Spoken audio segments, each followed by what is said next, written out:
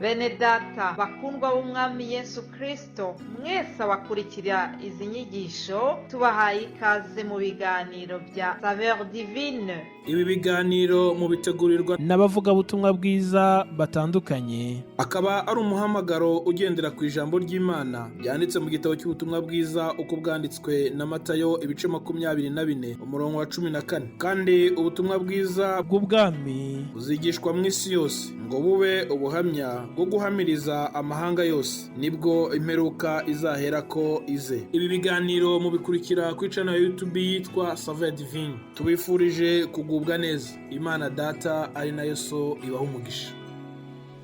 Ndabaramukije bene data nshuti z'umusaraba bakundwa mwese abakurikira iki kiganiro Saveur Divine. Amahoro ya Kristo nabane namwe.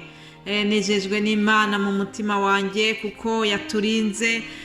Ndizera yuko mwagize weekend nziza. Ndashima Imana yuko nanjye nda amahoro nkaba nshoboye kuza kongera gutangira iki cyumweru hamwe namwe.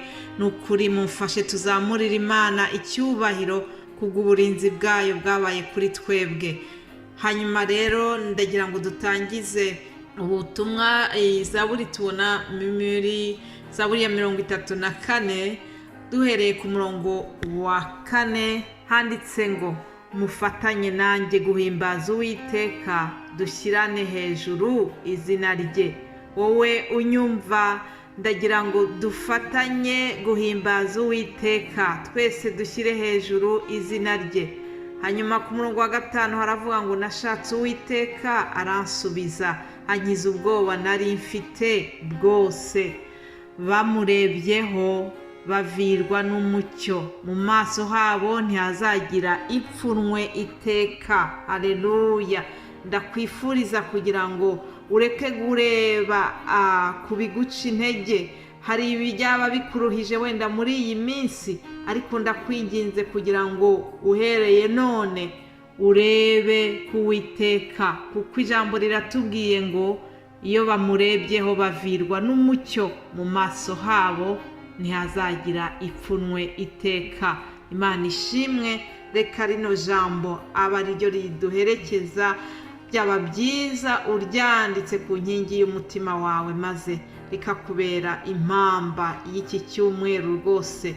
Imana ishimwe. Cyangwa se rikakubera impamba y'uyu munsi. Ndabizi yuko nukuri niba uri umwigishwa mwiza hari ayandi magambo menshi uzakurikira, ayo wakurikira ahandi aho Imana yaguciriye inzira, cyangwa se ayo wakurikira hano muri Saveur Divine, ayo yose azakubere impamba y'uru rugendo twatangiye rujya mu ijuru. Imana ishimwe cyane kubw'ijambo ryayo yaduhaye. Amen. Yego, reka dukomeze rero. Ndabashimira cyane mwese abashyigikira uyu muhamagaro wa Saveur Divine. Ndabashimira mwebwe bene data mwitanga kugira ngo tugeze ubutumwa ku bwoko bw'Imana. Ndabashimira mwebwe mwese abagira icyo bakoze kugira ngo nukuri mudushyigikire. Hari abadusengera, ari abatwifuriza iterambere ry'uburyo ubwo ari bwo bwose. Imana ibahe umugisha mwese. Reka rero dukomeze. Turacyari mu gitabo cy'ibyakozwe n'intumwa nk'uko twabibonye mu cyumweru gishize. Turakomeza mu iki gitabo cy'ibyakozwe n'intumwa. Twigeze tubabwira ku byabaye mu gice cya 3 cy'ibyakozwe n'intumwa, ukuntu Petero na Yohana bakijije ikirema. Iyi muntu wari waravutse aremaye, hanyuma ngo Petero aramubwira ngo mu izina rya Yesu Kristo w'i Nazareti nuhaguruke. Ikirema kirahaguruka.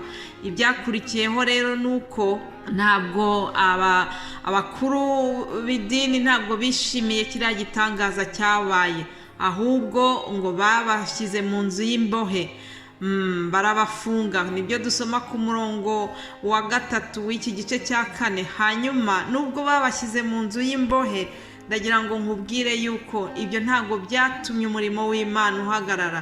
Ibyo ntibyabujije abizera kwizera, ahubwo dusoma yuko ngo benshi mu bumvise iryo jambo ry'Imana barizera. Ndashima Imana yuko yohereje umwuka wera. Uyu mwuka wera, izi mbaraga z'umwuka nizo zatumye abantu bizera nizo zitanga kwizera. Nubwo bari babonye yuko izi ntumwa zifunzwe zitawe muri yombi, ntabwo bacitse intege, ahubwo bakomeje barizera ngo umubare w'abizera uriyongera. Baratubwira ngo abagabo bari bizeye bageze ku 5,000. Ntabwo bavuga ku bagore, ariko nzi neza yuko n'abadamu bari barimo, nuko muri kiriya gihe abagore batabarwaga. Ndashima Yesu kuko ni Yesu watumye dutangira kubarwa. Haleluya. Nuko rero dukomeje tubona yuko habayeho itotezwa, intumwa zaratotejwe kubera igitangaza zari zakoze. Barababaza ati ni imbaraga ki cyangwa ni izina ki byabateye gukora ibyo? Petero rero yari yuzuye umwuka wera, arababwira ati batware namwe bakuru, uyu munsi turabazwa ibyo twagiriye neza umuntu wari uremaye, kandi turabazwa icyamukijije. Ariko mubyumve mwese n'abantu bose bo mu Isirayeli yuko ari izina rya Yesu Kristo w'i Nazareti, uwo mwabambye Imana ikamuzura, ari ryo ritumye uyu muntu ahagarara imbere yanyu ari muzima. Haleluya, Imana ishimwe cyane. Bakundwa, iyo umwuka wera yaje, iyo imbaraga z'umwuka wera ziri mu muntu, ubwoba burashira. Uyu nguyu Petero wababwiye aya magambo akababwira ashize ubwoba, ashize amanga. Uyu ni wa wundi wari watinye akihakana Yesu inshuro 3 zose. Ariko kubera yuko yari yamaze kuzura izindi mbaraga, arahamya, avuga izina rya Yesu ashize amanga. Imana ishimwe cyane. Umurongo wa 13 batubwira yuko ngo nabo batangaye cyane babonye ubushizi bw'amanga bari bafite, ngo kandi ngo batarigishijwe. Ngo baratangaye kuko babonaga ko batigishijwe, ariko bakaba bavuga bashize amanga gutyo. Yewe ndagira ngo nkubwire ko umwuka wera iyo yigishije umuntu, ushobora kumureba ukagira ngo yagiye mu mashuri akomeye ya theology, ariko umwuka wera ajya atanga ubwenge budasanzwe. Kandi ngufitiye inkuru nziza, uyu mwuka wakoresheje Petero na Yohana muri kiriya gihe, muri iriya siècle ya mbere, n'uyu munsi aracyakora bimwe neza neza. Nzi umuntu, nzi mwene data w'umunyarwanda utarigeze ajya mu ishuri, ariko Imana yamwigishije gusoma, Imana yamuhaye kumenya Bibiliya, arayivuga, arayigisha ku mutwe. Imana yanamuhaye kuvuga indimi nyinshi, aho ageze igihugu agezemo ururimi rwose bavuga ahita ahabwa kwigisha ijambo ry'Imana muri urwo rurimi. Haleluya. Umwuka wera ajya atanga ubumenyi budasanzwe. Uko yakoraga kera n'uyu munsi niko ari. Imana ishimwe. Hanyuma ibi bintu byaje gukomera cyane, b'abanyamadini b'abakuru b'idini barabahamagara, ngo bongera kubahamagara, barabategeka ngo bareke rwose kuvuga cyangwa kwigisha mu izina rya Yesu. Petero na Yohana barabasubiza bati, niba ari byiza imbere y'Imana kubumvira kuruta Imana, nimuhitemo, kuko tutabasha kwiyumanganya ngo tureke kuvuga ibyo twabonye kandi twumvise. Haleluya. Iyo turi muri izi mbaraga z'umwuka w'Imana, ntabwo dushobora kwiyumanganya, ntabwo dushobora guceceka, ntabwo dushobora kureka kumvira umuhamagaro w'Imana muri twebwe. Umuntu umwe yigeze kumbwira ngo ariko ngo wowe ngo nukuri ngo wiruhiriza iki koko?